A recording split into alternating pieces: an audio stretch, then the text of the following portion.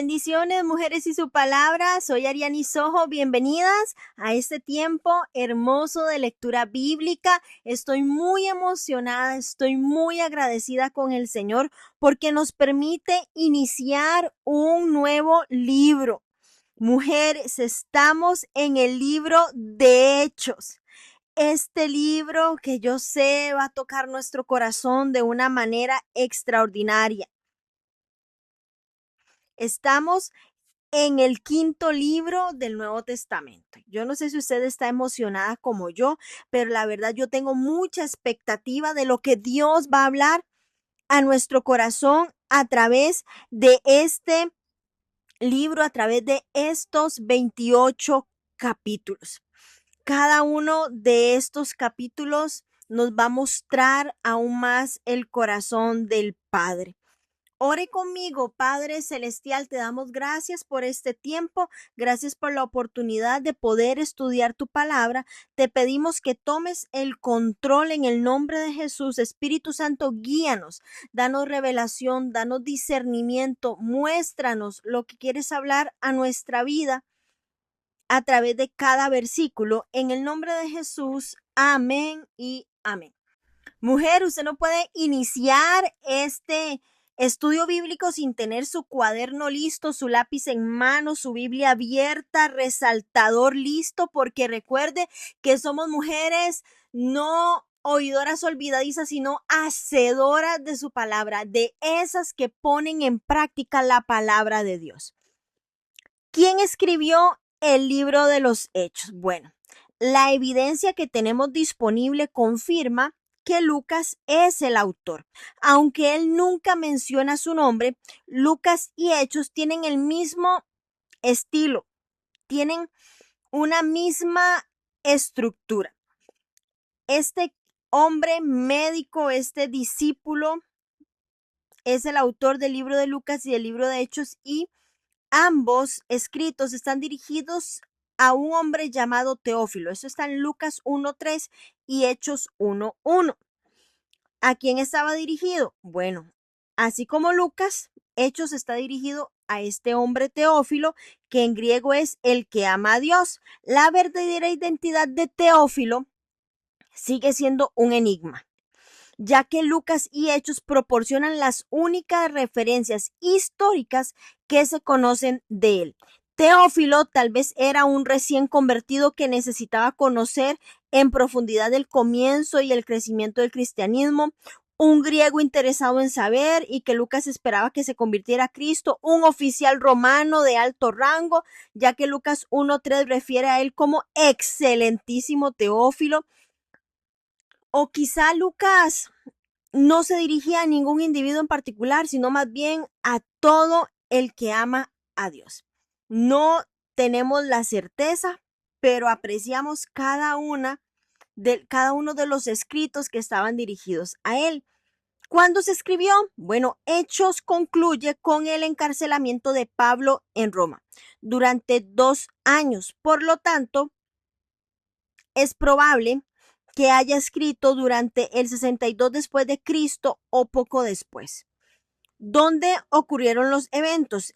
Hechos abarca un periodo de 30 años y relata la expansión de la iglesia desde sus raíces judías en Jerusalén hasta llegar a Roma, el centro del Imperio Romano.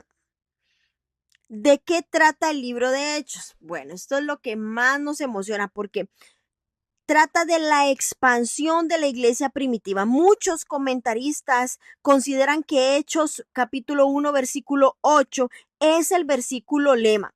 En él, Jesús delinea la estrategia para que los apóstoles cumplan con la gran comisión de la que nos habla Mateo capítulo 28 versículos 18 y 20 y Lucas capítulo 24 versículos del 46 al 48.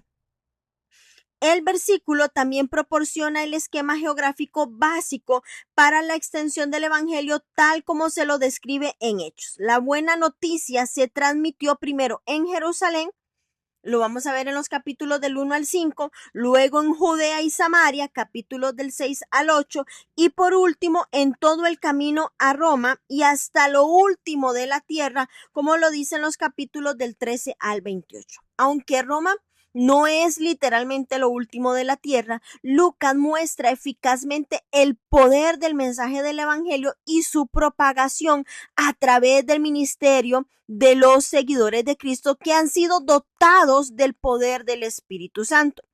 El poder y la presencia del Espíritu Santo en los 28 capítulos, vemos como Lucas menciona más de 50 veces al Espíritu, cuya actividad lo que hace es que impregna todo el libro.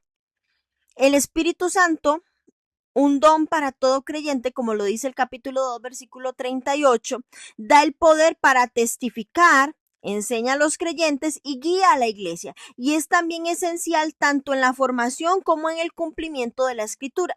De principio a fin, la obra del Espíritu Santo es evidente en este libro de Hechos. ¿Por qué debemos nosotras estudiar el libro de los Hechos? Bueno, Hechos es uno de los libros más apasionantes del Nuevo Testamento. Está cargado de acción, nos brinda detalles importantísimos sobre la extensión del evangelio en el comienzo de esta era cristiana.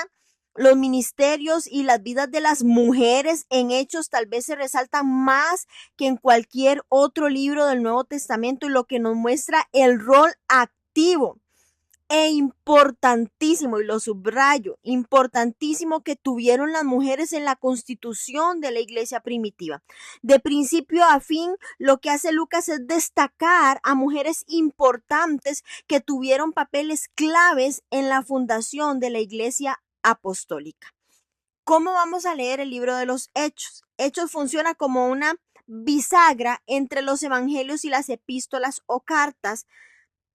Entonces lo que hace es que es como la única continuación histórica en la Biblia de dichos evangelios. Lo que hace es proporcionarnos el trasfondo, y el marco para muchas de las cartas paulinas. Si la iglesia no tuviera hechos, lo único que se sabría sobre los comienzos del cristianismo serían fragmentos reconocidos de las epístolas de Pablo.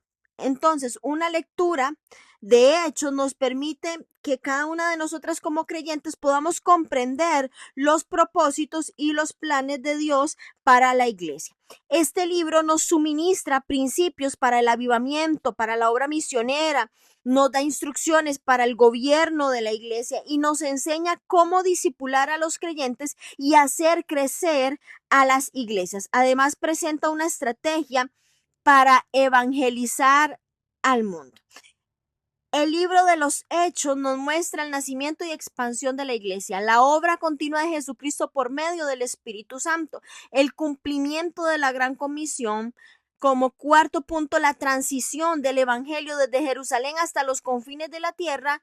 Y número 5, la unidad entre judíos y gentiles. La expansión del reino de Dios mediante el poder del Espíritu Santo es el tema central, es el tema clave en el libro de Hechos. Por eso les decía que Hechos capítulo 1, versículo 8 es el versículo clave y central de este libro.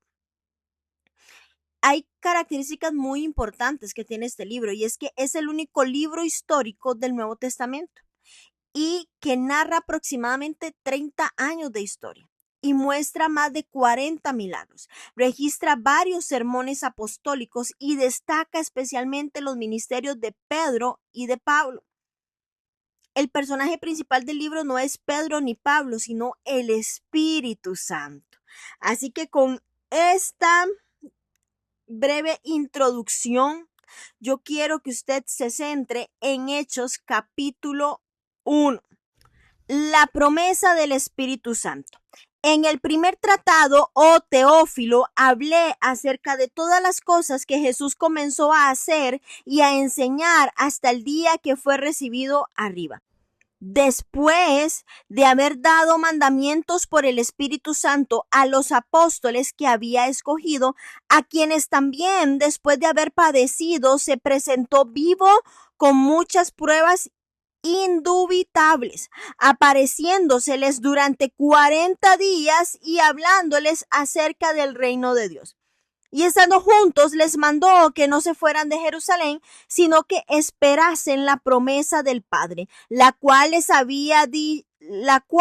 dijo: oísteis de mí, porque Juan ciertamente bautizó con agua, mas vosotros seréis bautizados con el Espíritu Santo dentro de no muchos días. Versículo 6, la ascensión. Entonces los que se habían reunido le preguntaron diciendo: Señor, ¿restaurarás el reino de Israel en este tiempo? Y les dijo: no os toca a vosotros saber los tiempos o las sazones que el Padre puso en una sola potestad, pero recibiréis poder cuando haya venido sobre vosotros el Espíritu Santo. Y me seréis testigos en Jerusalén, en toda Judea, en Samaria y hasta lo último de la tierra. Y habiendo dicho estas cosas, viéndolo ellos, fue alzado y le recibió una nube que le ocultó sus ojos. Y estando ellos con los ojos puestos en el cielo, entre tanto que él se iba, he aquí se pusieron junto a ellos dos varones con vestiduras blancas, los cuales también les dijeron: varones Galileos, ¿por qué estáis mirando al cielo?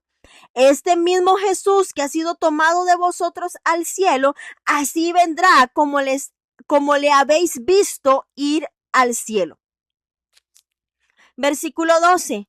Elección del sucesor de Judas.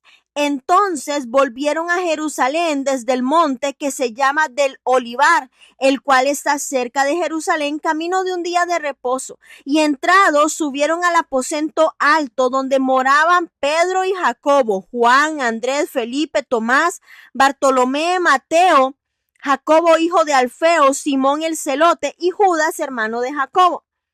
Todos estos perseveraban unánimes en oración y ruego con las mujeres y con María, la madre de Jesús, y con sus hermanos. En aquellos días Pedro se levantó en medio de los hermanos, y los reunidos eran como 120 en número. Y dijo: varones hermanos, era necesario que se cumpliese la escritura que el Espíritu Santo habló antes por boca de David acerca de Judas, que fue guía de los que prendieron a Jesús y era contado con nosotros y tenía parte en ese ministerio. Este, pues, con el salario de su iniquidad, adquirió un campo y cayendo de cabeza se reventó por la mitad y todas sus entrañas se derramaron. Y fue notorio a todos los habitantes de Jerusalén de la manera que aquel campo se llama en su propia lengua Alceldama, que quiere decir campo de sangre, porque está escrito en el libro de los Salmos: sea hecha desierta su habitación y no haya quien more en ella, y tome otro su oficio. Versículo 21. Es necesario pues que de estos hombres que han estado juntos con nosotros todo el tiempo que el Señor Jesús entraba y salía entre nosotros, comenzando desde el bautismo de Juan hasta el día que de entre nosotros fue recibido arriba, uno se ha hecho testigo con nosotros de su resurrección. Y señalaron a dos: a José, llamado Barsabás, que tenía por sobrenombre Justo, y a Matías. Y orando dijeron: tú, Señor, que conoces los corazones de todos, muestra cuál de estos dos has escogido para que tome la parte de este ministerio y apostolado de que cayó Judas por transgresión para irse a su propio lugar. Y les echaron suertes, y la suerte cayó sobre Matías, y fue contado con los 12 apóstoles. Amén. No vamos a avanzar tan rápido, vamos a ir al inicio de este capítulo, aunque quisiéramos continuar con el capítulo 2, yo lo sé. Pero iniciemos primero con el título. ¿Por qué Hechos? Hechos se escribió originalmente como una continuación de Lucas. Y usted puede ver Lucas capítulo 1, versículo del 1 al 4 y los primeros dos versículos de este capítulo 1 de Hechos. Probablemente durante el siglo I después de Cristo, Hechos y Lucas circulaban como una colección de dos tomos. A comienzos del siglo II, estas obras se separaron y el Evangelio de Lucas se unió a los otros 3 evangelios y circuló con ellos. Y al parecer, Hechos no tuvo un nombre fijo hasta alrededor del siglo III y se lo llamó Hechos, los Hechos de los Apóstoles. o los hechos del Espíritu Santo. Los eruditos actuales frecuentemente acortan el título a hechos, que en griego es praxeis, Praxeis, praxeis, palabra que suele usarse para describir los hechos de grandes hombres. Vemos los primeros 11 versículos. Estos 11 versículos son la introducción, vemos el prólogo, la promesa del Espíritu Santo y la ascensión de Jesús. Y es que estos versículos sirven como un puente entre el relato de la vida y el ministerio de Jesús en el Evangelio de Lucas y el relato histórico del desarrollo de la iglesia apostólica en Hechos. Vemos la preparación para el nacimiento de la iglesia. Cristo resucitado continúa obrando. Lucas recuerda que su primer libro relató todas las cosas que Jesús comenzó a hacer y enseñar. La palabra comenzó es muy significativa porque el evangelio de Lucas relata el inicio del ministerio terrenal de Cristo. Hechos muestra que Jesús sigue actuando desde el cielo por medio del Espíritu Santo y de su iglesia. Aquí hay algo muy importante. Jesús apareció durante 40 días después de resucitar. Dio muchas pruebas indubitables de su resurrección y enseñó acerca del reino de Dios. La resurrección no fue un acontecimiento simbólico. La resurrección fue una realidad histórica. La fe cristiana está edificada sobre un Cristo vivo. Pablo más tarde lo afirmará en 1 Corintios 5:14, y si Cristo no resucitó, vana entonces es nuestra predicación. Jesús ordenó a los discípulos permanecer en Jerusalén hasta recibir la promesa del Padre. En contraste entre Juan y Jesús, Juan bautizó en agua. Jesús bautizaría con el Espíritu Santo. Los discípulos todavía esperaban una restauración política de Israel, pero Jesús redirigió su atención hacia una misión muchísimo más grande.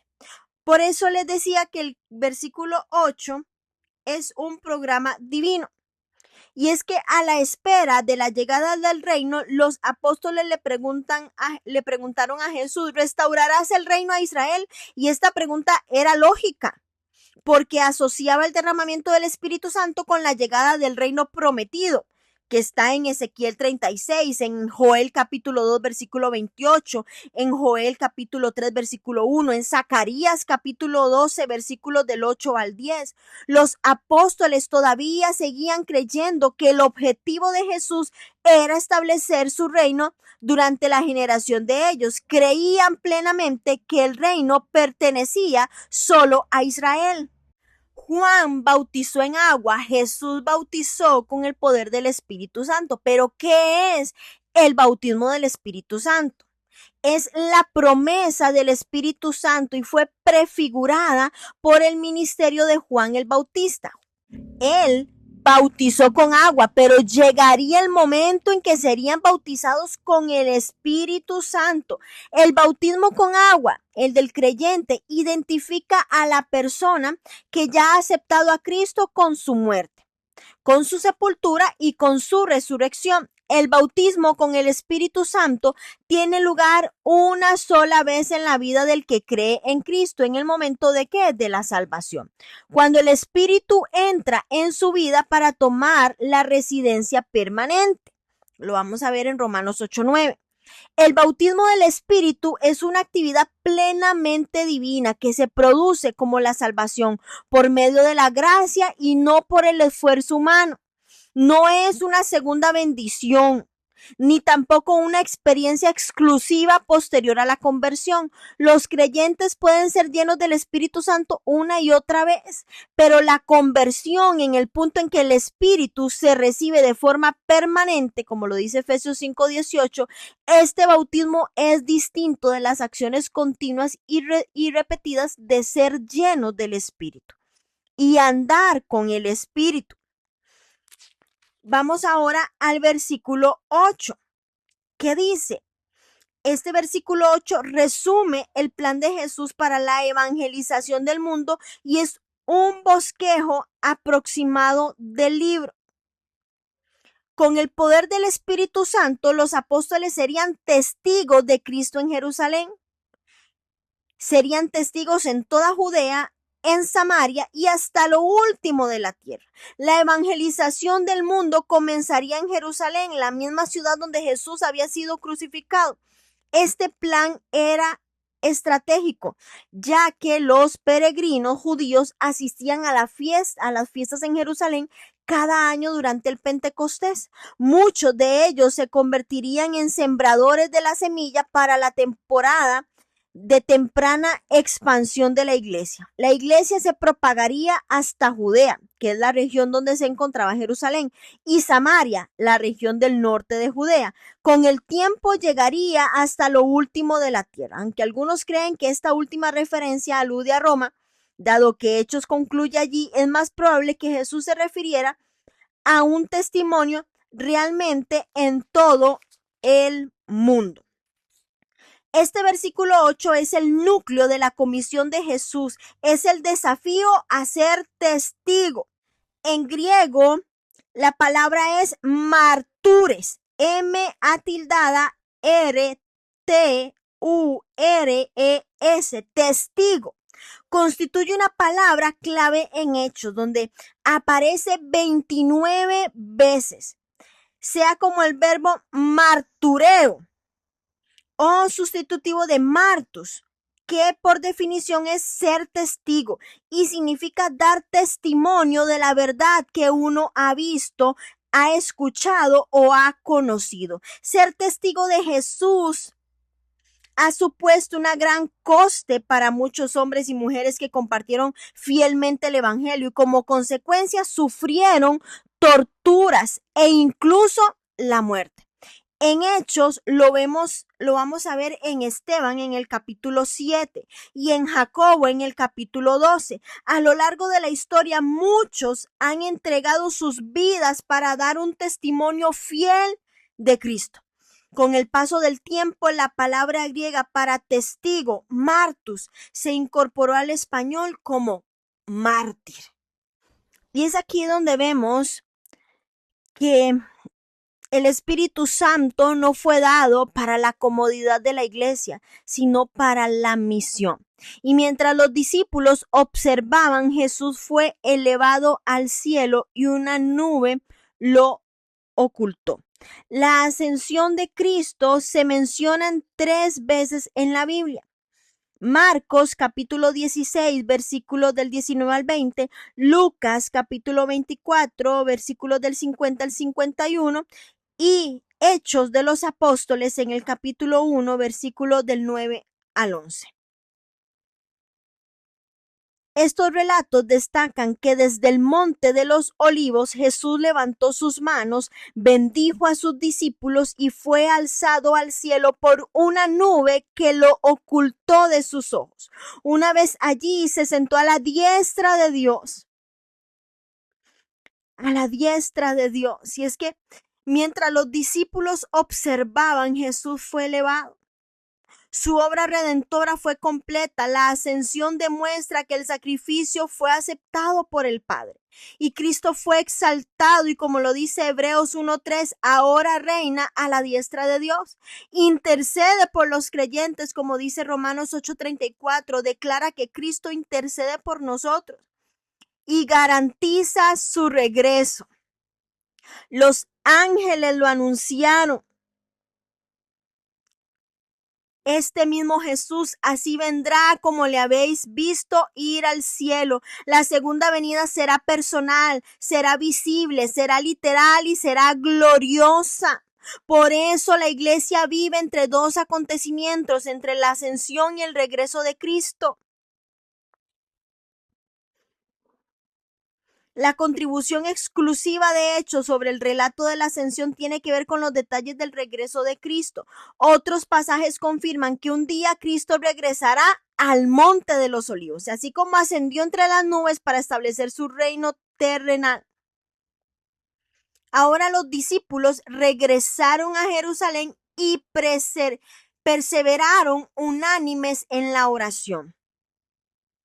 Estaban camino de un día de reposo, que esto equivalía a 1.2 kilómetros.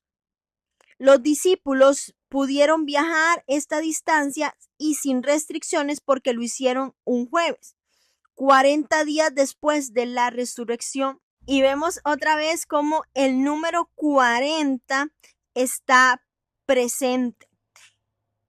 Jesús, después de resucitarse, apareció a sus discípulos 40 días, hablándoles acerca del reino de Dios. La Biblia, el número 40, representa un tiempo de preparación, de prueba, de transformación, de transición antes de una nueva etapa. Les recuerdo, Noé llovió durante 40 días y 40 noches, marcó el inicio de una nueva oportunidad para la humanidad. Moisés permaneció 40 días en el monte Sinaí y recibe la ley en Éxodo 24:18. El de Noé, Génesis 7:12. Israel caminó 40 años por el desierto antes de entrar en la tierra prometida. Números capítulo 14, versículo del 33 al 34. Elías viajó 40 días hasta el monte Horeb para encontrarse con Dios. Primera de Reyes 19:8. Jesús ayunó 40 días en el desierto antes de comenzar su ministerio público. Mateo 4:2.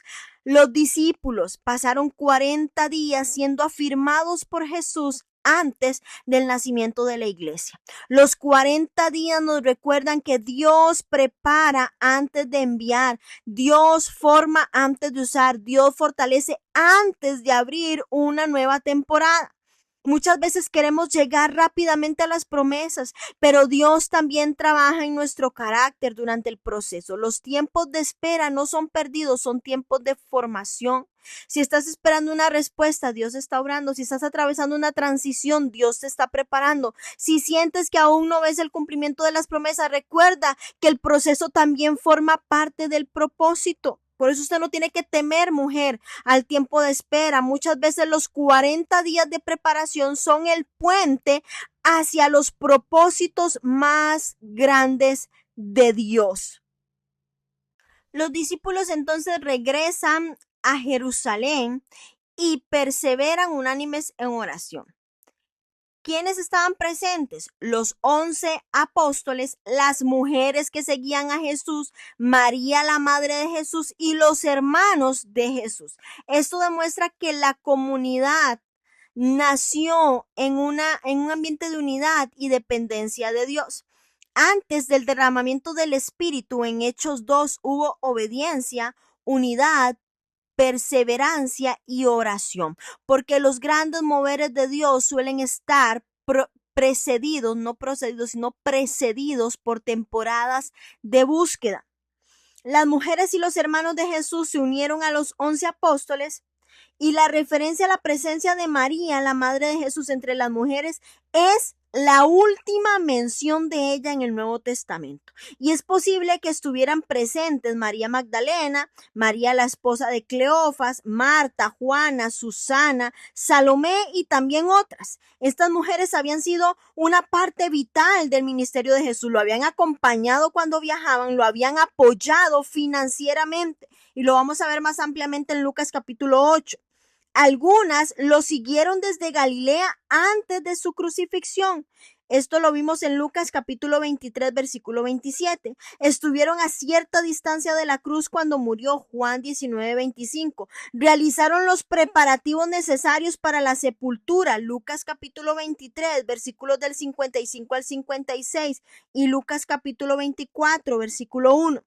Y dieron la noticia de su resurrección a los 11 apóstoles. Lucas capítulo 24, versículo del 9 al 10. Estas fieles seguidoras de Cristo se reunieron en la habitación del primer piso o aposento alto para orar con los apóstoles. Y durante los 10 días entre la Ascensión y Pentecostés, los creyentes de Jerusalén estuvieron reunidos ahí para orar y resolver el tema de la vacante que había quedado entre los apóstoles con la partida de Judas Iscariote. Pedro se levantó y explicó que las escrituras ya habían anunciado la caída de Judas. Según el contexto, el término griego usado aquí para hermanos, que en griego es adelphón, pariente cercano o asociado, puede referirse a hombres y mujeres o hermanos, no especifica el género. Y esta referencia general podría aludir a los hermanos y hermanas en la familia de Dios. Y Lucas menciona que el grupo era de unos 120. Y este número tal vez era significativo ya que la ley judía requería que hubiera 120 hombres para establecer una comunidad con concilio propio. Es probable que Lucas haya reafirmado que el grupo de creyentes entonces era lo suficientemente numeroso y recalcó el número para establecer su propia comunidad. Judas había recibido privilegios extraordinarios. Escuchó las enseñanzas de Jesús, vio milagros, participó del ministerio, fue el tesorero. Sin embargo, nunca rindió verdaderamente su corazón al Señor.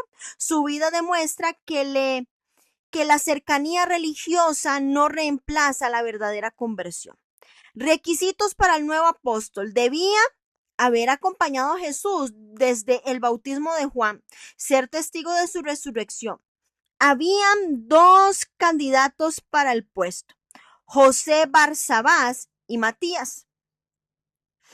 Y esto es muy importante porque en su discurso a los 120 creyentes en Jerusalén, Pedro relata la muerte de Judas. Y según Hechos, este Judas, pues con el salario de su iniquidad, adquirió un campo. El Evangelio de Mateo proporciona los detalles más específicos al destacar que Judas le devolvió a los principales de los sacerdotes y a los ancianos el dinero que había recibido por traicionar a Jesús, y que ellos entonces compraron el campo de sangre. Eso está en Mateo capítulo 27, versículo del 3 al 9. En Hechos, Lucas simplemente narra que con el dinero Judas compró el campo de sangre. Mateo muestra que la compra del campo cumplió la escritura, mientras que Lucas muestra que Judas recibió lo que merecía, una muerte horrible. Lucas proporciona el relato más vívido de esta muerte. Mateo solamente menciona que Judas se ahorcó, Mateo 27:5. Y aunque Lucas omite esta información, puede deducirse que Judas cayó de cabeza porque estaba colgado y probablemente la soga se rompió por el peso del cuerpo o alguien la cortó, y al caer el cuerpo de Judas se golpeó con un objeto cortante y así se reventó por la mitad. Yo sé mucha información, pero es importante porque lo recalca Lucas. Recordemos que Lucas era médico, entonces él da muchos detalles. El apóstol debía surgir de entre estos dos hombres. Una mujer apóstol no era una opción, aunque las mujeres habían formado parte en la labor del servicio a lo largo del ministerio de Jesús. El rol de liderazgo de un apóstol para el grupo de los 12 debía ser exclusivamente a los hombres. Por alguna razón especial, Jesús había escogido a 12 hombres para que fueran sus apóstoles. Por lo tanto, el reemplazante también debía ser un hombre. Echar suertes era una práctica del Antiguo Testamento para discernir la voluntad de Dios cuando no había ningún profeta. Proverbios 16:33. Luego del derramamiento del Espíritu Santo en Pentecostés, este procedimiento se tornó innecesario, ya que el Espíritu guía a los creyentes a toda verdad. Finalmente, después de este proceso de selección, Matías fue escogido, pero algo interesante es que después de este capítulo ya no se vuelve a mencionar a Matías. A partir de Hechos 2, la intención se centra en la obra del Espíritu Santo.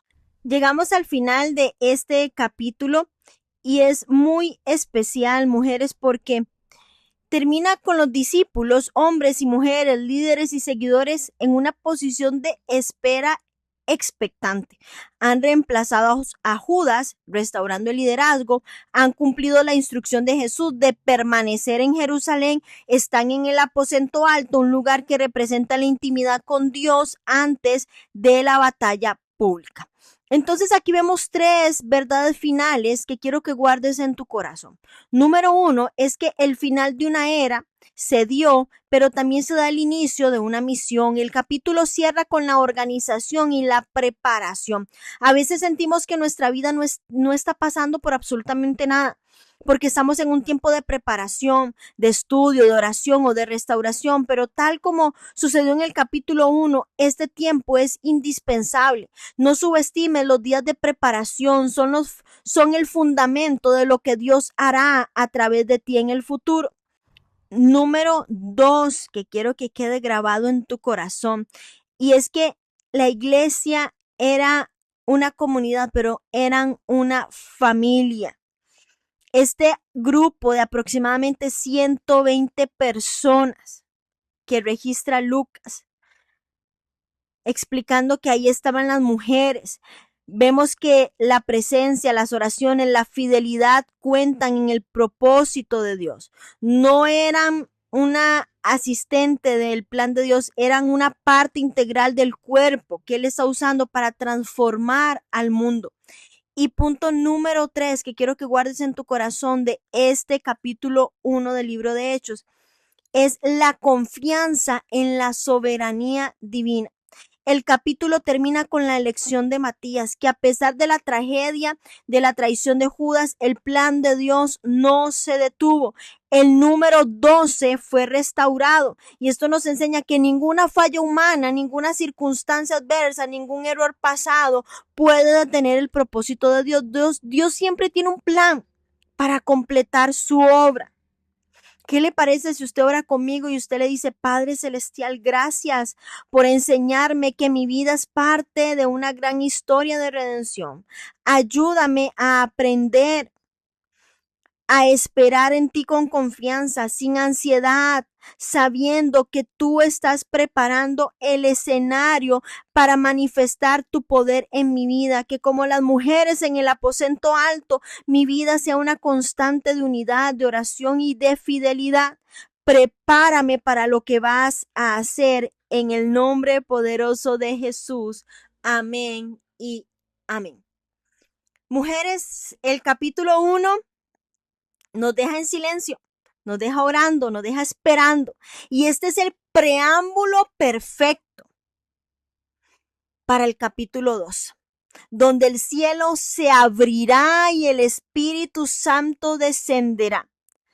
Usted tiene que preparar su corazón desde este momento para entender lo que significa ser lleno de su poder. Así que esté con expectativa de lo que el Espíritu Santo va a hacer en nuestra vida a partir del capítulo 2. Así que si usted está lista para adentrarnos en la explosión de avivamiento de Pentecostés en el capítulo 2, donde veremos cómo ese Espíritu Santo transforma radicalmente la vida de hombres y mujeres, usted tiene que seguir conectada a este tiempo y las espero en el capítulo 2 en el nombre de Jesús. Mujer.